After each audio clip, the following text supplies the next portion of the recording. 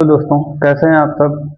आज के वीडियो में हम देखेंगे कि संविधान के प्रस्तावना में जो भी विशेष शब्द आए हैं, जो भी प्रमुख शब्द आए हैं, उनका अर्थ क्या होता है। ठीक, तो एक एक करके हम कई सारे यहाँ पे शब्दों के अर्थों को समझेंगे।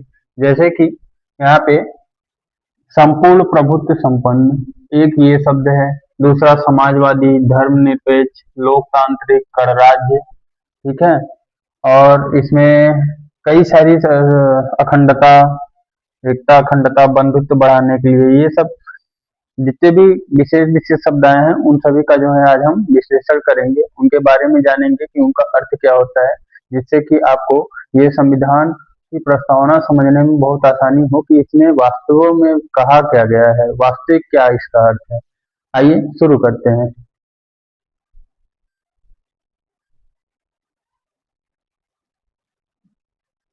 शुरू करते हैं, देखते हैं पहला शब्द क्या है। पहला शब्द है संप्रभुता। संप्रभुता का अर्थ होता है स्वयं की प्रभुता, अर्थात कोई भी देश अपना आंतरिक या बाहरी निर्णय लेने के लिए किसी भी अन्य देश पर निर्भर नहीं होगा। वो स्वयं ही अपने देश के आंतरिक और बाहरी निर्णय लेने में पूरी तरह सक्षम है। किसी पर उसका कोई भी जोर, दबाव, जबरदस्ती नहीं होगा। ठीक, तो ये है संप्रभुता का अर्थ। तो भारत कैसा है? एक संप्रभु राष्ट्र है, संपूर्ण संप्रभु। ठीक है, उस पर किसी भी देश का कोई भी जोर जबरदस्ती नहीं है। वो अपने सारे आंतरिक निर्णय और सारे बाहरी निर्णय लेने में स्वतंत्र है। वो स्वतंत्रता पूर्वक सभी निर्णय वो ले सकता है। ठीक है, तो पहले शब्द का अर्थ हुआ संप्रभुता का अर्थ स्वयं की प्रभुता।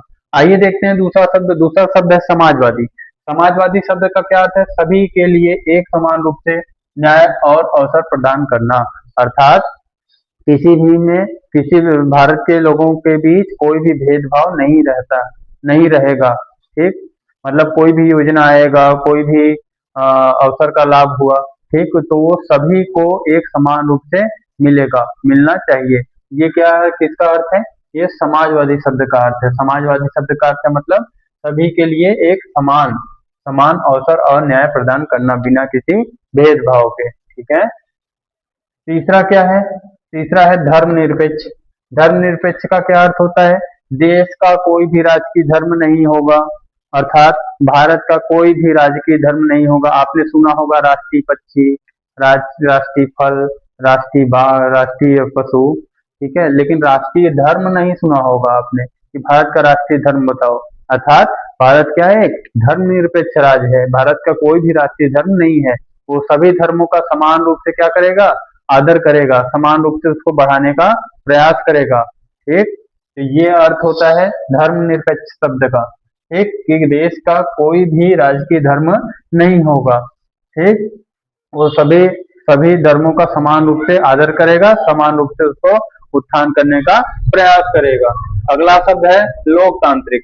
अच्छा, लोकतांत्रिक अर्थ समझने से पहले वो समझिए कि लोकतांत्रिक व्यवस्था दो प्रकार की, एक प्रत्यक्ष और दूसरा अप्रत्यक्ष होता है। ठीक है, तो अप्रत्यक्ष क्या होता है? अप्रत्यक्ष को बोलते हैं प्रतिनिधि मूलक। अप्रत्यक्ष को क्या बोलते हैं? प्रतिनिधि मूलक। ठीक, ये भी दो प्रकार का होता है। ये संसदात्मक होता है और राष्ट्रपति के अधीन होता है। ठीक, अब देखिए भारत में क्या है, पहले इनका अर्थ समझिए। प्रत्यक्ष का लोकतांत्रिक प्रत्यक्ष लोकतंत्र का क्या अर्थ है कि जनता जो है सीधे सीधे सभी पूरी शक्तियां, सर्वोच्च शक्ति जनता के हाथ में होगी और सीधे जो है वो शासन करेगा। उस शक्ति का प्रयोग कौन कर सकता है? जनता प्रत्यक्ष रूप से सीधे कर सकती है। लेकिन अप्रत्यक्ष लोकतंत्र का क्या अर्थ है?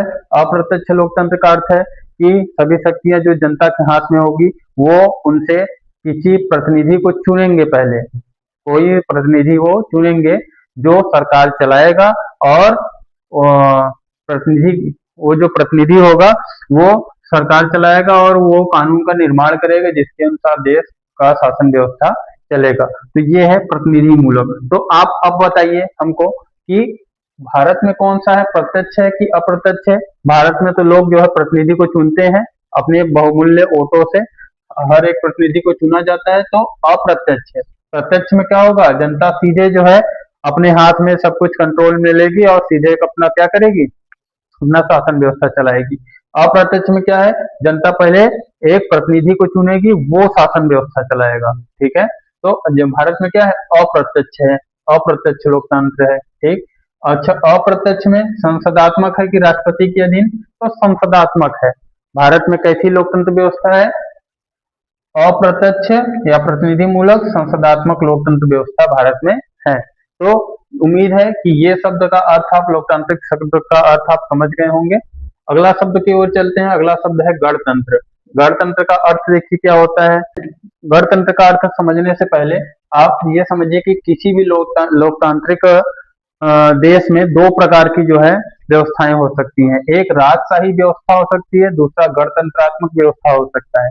राजशाही व्यवस्था में क्या होता है, कोई एक ही राजा होता है, वो अपने निरंकुश होता है वो बिल्कुल, और वो क्या करता है, अपने अनुसार पूरा जो है राज्य शासन करता है। ठीक, उसको किसी भी प्रकार से हटाया नहीं जा सकता। उसके मृत्यु के बाद उसका जो वंश होता है, वंशानुक्रम के अनुसार वहां पे जो है क्या, गद्दी पे राजा लोग बैठते हैं। तो उसका पुत्र बैठेगा, फिर उसका पोता बैठेगा, इसी प्रकार से। मतलब उसमें जनता का कोई जो है रोल नहीं होता। ठीक है, दूसरा क्या है, राजशाही के बाद गणतंत्रात्मक क्या होता है। गणतंत्रात्मक में मुखिया का वहां की जनता के द्वारा चुनाव होगा। ठीक है, उस देश की जनता अपने मुखिया के सर्वोच्च जो होता है राष्ट्रपति, जैसे यहाँ के भारत में क्या है, सर्वोच्च मुखिया कौन है, राष्ट्रपति है। तो राष्ट्रपति का चुनाव किसके द्वारा होगा, राष्ट्रपति का चुनाव वहां की जनता के द्वारा होगा। तो गणतंत्रात्मक व्यवस्था में क्या होता है कि जो सर्वोच्च मुखिया होता है उसका चुनाव वहां की जनता करती है। ठीक है, और राजशाही में क्या होता है, राजशाही में वंशानुक्रम पीढ़ी दर पीढ़ी चला आता है। ठीक है, दो विशेषताएं होती हैं।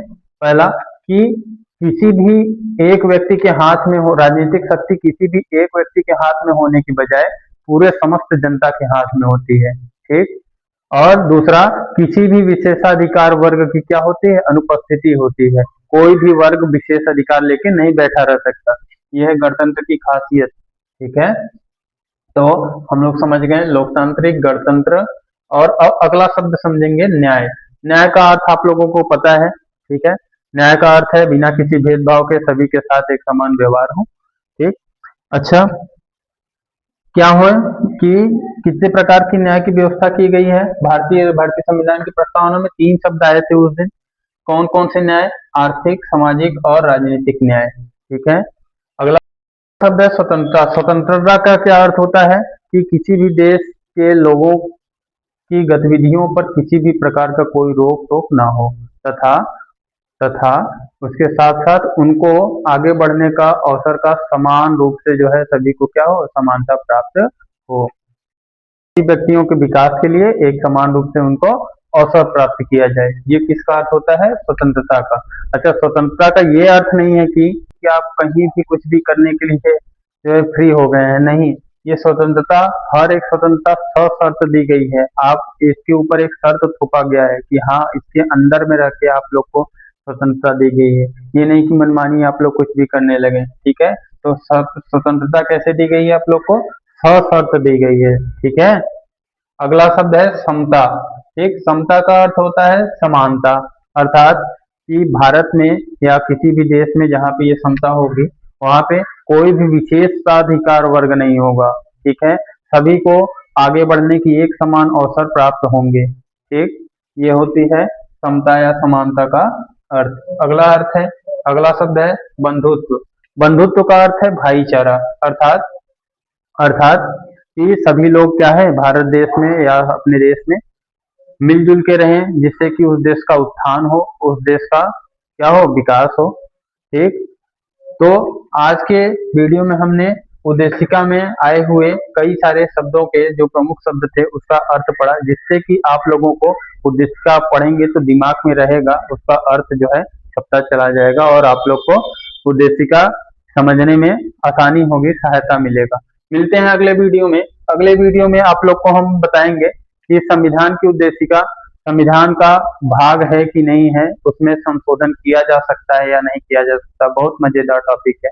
तब तक के लिए धन्यवाद, नमस्कार, जय हिंद। और अगर आप लोग को कोई भी दिक्कत हो इसमें तो आप लोग कमेंट बॉक्स में अपना प्रश्न पूछ सकते हैं, हम उसका उत्तर देने का कोशिश करेंगे।